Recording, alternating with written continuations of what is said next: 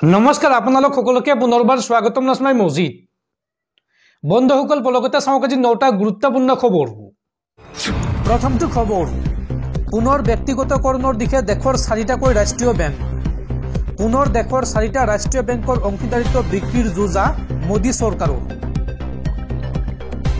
দেশৰ 4টাকৈ ৰাষ্ট্ৰীয় বেংকৰ অংশীদাৰিত্ব বিক্ৰী কৰিব মোদী চৰকাৰে বেংক এটাৰ 25% অংশীদারিত্ব বিক্রির প্রস্তুতি কেন্দ্রীয় সরকারের বেংক এটা হল ক্রমে central bank of India UCO bank Indian overseas bank আর Punjab and Sindh bank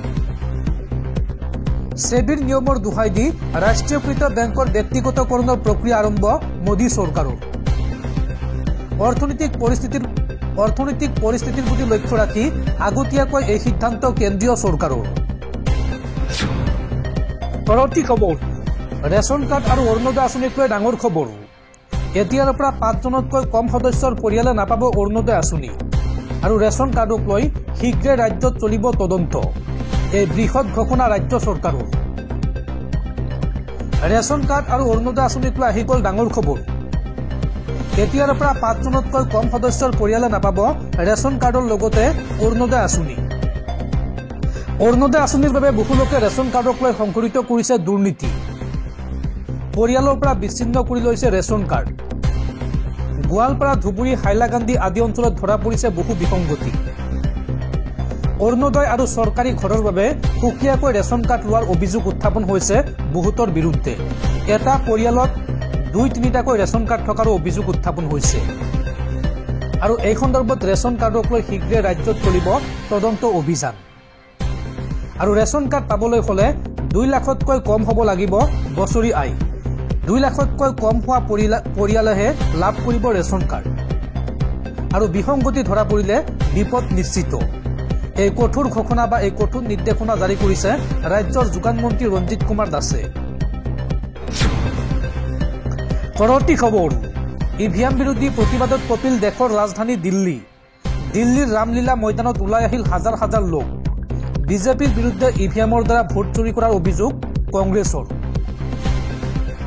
EVM বিৰোধী প্ৰতিবাদত কপিল দেশৰ ৰাজধানী ইণ্ডিয়া গোটে সাব্যস্ত কৰিলে উত্তাল প্ৰতিবাদ দিল্লীৰ ৰামলীলা ময়দানত ওলাই আহিল হাজাৰ হাজাৰ লোক বিজেপিৰ বিৰুদ্ধে ইভিএমৰ দ্বাৰা ভোট চুৰি কৰাৰ অভিযোগ কংগ্ৰেছৰ ইভিএমত খেলিমেলি কৰাৰ উপৰিও বিধায়ক চুৰি কৰে বিজেপিয়ে ইভিএমৰ বেটাৰীৰ ওপৰতো প্ৰশ্ন উত্থাপন বিৰোধীৰ যদি সাহস আছে তেন্তে সততাৰে নিৰ্বাচন জিকক বিজেপিয়ে এই মন্তব্য কৰে প্ৰতিবাদকাৰীয়ে প্ৰতিবাদ উস্তুলিত কংগ্ৰেছ অধ্যক্ষ মল্লিকাৰ্জুন খাৰগেৰ এই বিস্ফোৰক মন্তব্য দৰ্শকসকল আৰু বহুত গুৰুত্বপূৰ্ণ খবৰ আছে তাৰ আগতে আপোনাক জনাও যে যদি আপুনি এতিয়ালৈকে এইটো ভিডিঅ'ত লাইক কৰা নাই তেন্তে এতিয়াই ভিডিঅ'টোত লাইক কৰি দিয়ক আৰু এনেকুৱা ধৰণৰ ভিডিঅ'সমূহ নিতৌ চাবলৈ চেনেলটো ছাবস্ক্ৰাইব কৰি কাষত থকা বেল আইকনটো প্ৰেছ কৰি ৰাখক পৰৱৰ্তী খবৰ প্ৰধানমন্ত্ৰী মোদীক সাক্ষাৎ মুখ্যমন্ত্ৰী হিমন্ত বিশ্ব শৰ্মাৰ নতুন দিল্লীৰ চৰকাৰী আৱাসত প্ৰধানমন্ত্ৰীগৰাকীক সাক্ষাৎ কৰে মুখ্যমন্ত্ৰী হিমন্ত বিশ্ব শৰ্মাই এডভান্টেজ অসম 2.0 অনুষ্ঠানলৈ আমন্ত্ৰণ প্ৰধানমন্ত্ৰীগৰাকীক উল্লেখযোগ্য যে 2025 ফেব্ৰুৱাৰী 24 আৰু 25 তাৰিখত গুৱাহাটীত অনুষ্ঠিত হ'ব এডভান্টেজ অসম 2.0 আৰু এই অনুষ্ঠানলৈ আমন্ত্ৰণ জনোৱাৰ উদ্দেশ্যে প্ৰধানমন্ত্ৰী মোদীক সাক্ষাৎ কৰে মুখ্যমন্ত্ৰী হিমন্ত বিশ্ব শৰ্মাই পৰৱৰ্তী খবৰ অৱশেষত বহু জল্পনা কল্পনাৰ অন্তত ঘোষণা কৰা হল মহাৰাষ্ট্ৰৰ নতুন মুখ্যমন্ত্ৰীৰ নাম দেবেন্দ্ৰ ফাডনাভিছ হ'ব মহাৰাষ্ট্ৰৰ পৰৱৰ্তী মুখ্যমন্ত্ৰী বিজেপি নেতা সুধীৰ মুংগাটিৱাৰে আজি সদৰি কৰিছে এই কথা পৰৱৰ্তী খবৰ চাকৰি প্ৰত্যাশী যুৱক যুৱতীলৈ ভাল খবৰ ৰাজ্যত পুনৰ 4669টা শিক্ষকৰ পদ মুকলি কৰা হৈছে অসম মাধ্যমিক শিক্ষাৰ অধীনত যোগ্য অতিৰিক্ত শিক্ষকৰ পৰা বিচৰা হৈছে আবেদন 8 ডিচেম্বৰৰ পূৰ্বে ইচ্ছুক প্ৰাৰ্থীয়ে কৰক আবেদন ৰাজ্যত পুনৰ 4669 গৰাকী শিক্ষকৰ পদ মুকলি কৰা হৈছে যোগ্য প্ৰাৰ্থীৰ পৰা বিচৰা হৈছে আবেদন পত্ৰ অসম মাধ্যমিক শিক্ষাৰ অধীনত যোগ্য অতিৰিক্ত শিক্ষকৰ পৰা বিচৰা হৈছে আবেদন 8 ডিচেম্বৰৰ পূৰ্বে কৰক আবেদন প্ৰাৰ্থীসকলে কমেও 5 বছৰ ঠিকা ভিত্তিক শিক্ষক হিচাপে কাম কৰা হ'ব লাগিব অনলাইন যোগে কৰিব লাগিব আবেদন আবেদনকাৰীয়ে শিক্ষা হেতু এপৰ ID দাখিল কৰিব লাগিব আৰু কোনো ধৰণৰ অফলাইন আবেদন গ্ৰহণ কৰা নহ'ব। শীঘ্ৰে যোগ্য প্ৰাৰ্থীসকলে কৰক আবেদন। আবেদন কৰিবলৈ ৱেবছাইট মুকলি কৰা হৈছে। ৱেবছাইটটো হৈছে https://madhyamik.assam.gov.in। এই ৱেবছাইটৰ জৰিয়তে অনলাইনত আবেদন কৰিব পাৰিব। পৰৱৰ্তী খবৰ, দলৰ বিধায়কৰ বিৰুদ্ধে AIUDFৰ ডাঙৰ সিদ্ধান্ত। আলগাপুৰৰ বিধায়ক নিজামুদ্দিন চৌধুৰীক 6 বছৰৰ বাবে নিলম্বন কৰা হৈছে দলৰ পৰা। দল বিৰোধী কাৰ্যকলাপৰ বাবেই চৌধুৰীক নিলম্বন কৰা হৈছে। উল্লেখযোগ্য যে বিধায়ক চৌধুৰীৰ বিৰুদ্ধে বিজেপিৰ সৈতে গোপন মিতিৰালিৰ অভিযোগ উত্থাপন হৈছে। পৰৱৰ্তী খবৰ, ভাৰতৰ লগতে ব্ৰিক্স ৰাষ্ট্ৰক কঠোৰ সকিয়নি আমেৰিকাৰ নৱনিৰ্বাচিত ৰাষ্ট্ৰপতি ডনাল্ড ট্ৰাম্পৰ। আন্তঃৰাষ্ট্ৰীয় বাণিজ্যৰ ডলাৰৰ বিপৰীতে আন কোনো মুদ্ৰা ব্যৱহাৰ কৰিব নোৱাৰিব কোনো দেশে। এই কঠোৰ নিৰ্দেশনা আমেৰিকাৰ নৱনিৰ্বাচিত ৰাষ্ট্ৰপতি ডনাল্ড ট্ৰাম্পৰ। আন্তঃৰাষ্ট্ৰীয় বাণিজ্যৰ ডলাৰৰ বিপৰীতে অন্য মুদ্ৰা ব্যৱহাৰত বাধা আমেৰিকাৰ। এই ক্ষেত্ৰত ভাৰত সহিতে অন্য ব্ৰিক্স ৰাষ্ট্ৰক কঠোৰ সকিয়নি নৱনিৰ্বাচিত ৰাষ্ট্ৰপতি ডনাল্ড ট্ৰাম্পৰ। ডলাৰৰ পৰিৱৰ্তে অন্য কোনো মুদ্ৰাত আন্তঃৰাষ্ট্ৰীয় ব্যৱসায় চলিব দিয়া নহ'ব।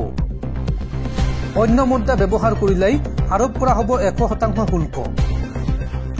অন্য মুদ্ৰা ব্যৱহাৰ কৰিলেই আমেৰিকাত ব্যৱসায় বন্ধ কৰিব লাগিব। এই কঠোৰ সকিয়নি আমেৰিকাৰ নৱনিৰ্বাচিত ৰাষ্ট্ৰপতি ডনাল্ড ট্ৰাম্পৰ।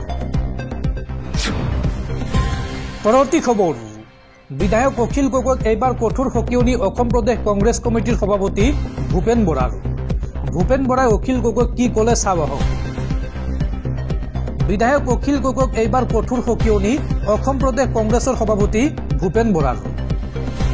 ৰাজহাৰ বেকা কৰি কংগ্ৰেছে অখিল গগৈৰ লগত মিত্ৰতাৰ বাবে আলোচনা নকৰে। এফালে কংগ্ৰেছক গালি, আনফালে মিত্ৰতা, সেয়া হ'ব নোৱাৰে। কেৱল সমালোচনা কৰি থাকিলে বন্ধুত্ব সম্ভৱ নহয়। জাতীয় স্বাৰ্থৰ খাতিৰত কিছুমান বস্তু এৰা ধৰাৰ মাজেৰে চলিব লাগিব। এই মন্তব্য প্ৰদেশ কংগ্ৰেছৰ সভাপতি ভূপেন বৰা। পৰৱৰ্তী খবৰ, ৰাজ্যবাসীৰ বাবে মুখ্যমন্ত্ৰী হিমন্ত বিশ্ব শৰ্মাৰ 6টা ডাঙৰ ঘোষণা। অহা 20 তাৰিখৰ ভিতৰত ৰাজ্যবাসীয়ে লাভ কৰিব 6টাকৈ আঁচনিৰ সুবিধা। ৰাজ্যৰ লাখ লাখ লোকে লাভ কৰিব এই সুবিধা। এই বৃহৎ ঘোষণা মুখ্যমন্ত্ৰী হিমন্ত বিশ্ব শৰ্মাৰ। এই মাহতে ৰাজ্যবাসীয়ে লাভ কৰিব 6টাকৈ আঁচনিৰ সুবিধা। ৰাজ্যবাসীৰ বাবে মুখ্যমন্ত্ৰী হিমন্ত বিশ্ব শৰ্মাৰ ডাঙৰ ঘোষণা। অহা 10 পৰা 20 ডিচেম্বৰৰ ভিতৰত লাভ কৰিব 6টাকৈ আঁচনিৰ ধন। ৰাজ্যৰ 11 লাখতকৈ অধিক হিতাধিকাৰীক মুখ্যমন্ত্ৰীয়ে দিলে এই ভাল খবৰ। বানপীড়িত লোকলৈ এই মাহতে চৰকাৰে দিব সাহায্য আৰু 50,000 টকালৈকে ঋণ লোৱা মহিলাক প্ৰদান কৰা হ'ব NOC। মেট্ৰিকত ডিষ্টিংশ্যন পোৱা শিক্ষাৰ্থীক আনন্দৰাম বৰুৱা বঁটা প্ৰদান কৰিব চৰকাৰে। নৱম শ্ৰেণীৰ ছাত্ৰ ছাত্ৰীসকলক বিতৰণ কৰা হ'ব বাইচাইকেল। উচ্চতৰ মাধ্যমিকৰ ছাত্ৰ ছাত্ৰীৰ মাজত বিতৰণ কৰা হ'ব স্কুটি আৰু হাজাৰ হাজাৰ কৃষকক প্ৰদান কৰিব শস্যৰ বীজ। সামাজিক মাধ্যমত মুখ্যমন্ত্ৰী হিমন্ত বিশ্ব শৰ্মাৰ এই ডাঙৰ ঘোষণা। পৰৱৰ্তী খবৰ, অৱশেষত ৰূপহীহাটৰ গৰাদান কাণ্ডৰ ৰহস্য ফাদিল। কেনেকৈ সংঘটিত হৈছিল 4টাকৈ হত্যাকাণ্ড, এই সকলো কথা বৰ্ণনা কৰিলে নগাঁৱৰ SPয়ে। অৱশেষত ৰহস্যৰ ওৰ পৰিল ৰাজ্য কঁপোৱা গৰাদান কাণ্ডৰ। সমগ্ৰ ঘটনাক লৈ পোহৰলৈ আহিছে নতুন তথ্য। জয়াস্মিতাৰ প্ৰাক্তন প্ৰেমিক অনুপম চৰকাৰে প্ৰথমে সংঘটিত কৰিছিল ভয়ংকৰ কাণ্ড। নিশা ঘৰত সোমাই পিতৃ গুণধৰ চৰকাৰ, মাতৃ সনোদৰ চৰকাৰ আৰু জয়াস্মিতাক হত্যা কৰিছিল অনুপমে। আৰু এই কাণ্ডৰ শব্দ শুনা পাইছিল অমল চৰকাৰে। শব্দ শুনি আত্মীয়ক বচাব গৈছিল অমল চৰকাৰে আৰু ইয়াৰ পিছতে অনুপমৰ সৈতে সংঘাত হয় অমল চৰকাৰৰ আৰু শেষত অমল চৰকাৰৰ হাতত নিহত হয় অনুপম চৰকাৰো। ঘটনা সংঘটিত কৰাৰ পিছত সকলো কথা লুকুৱাই ৰাখিছিল অমল চৰকাৰে। আৰক্ষীৰ জাৰাত ইতিমধ্যে এই কথা স্বীকাৰ কৰিছে অমল চৰকাৰে আৰু আৰক্ষীয়ে গ্ৰেপ্তাৰ কৰিছে অমল চৰকাৰক। নগাঁৱৰ আৰক্ষী অধীক্ষকে আজি সংবাদমেলত জনালে এই কথা।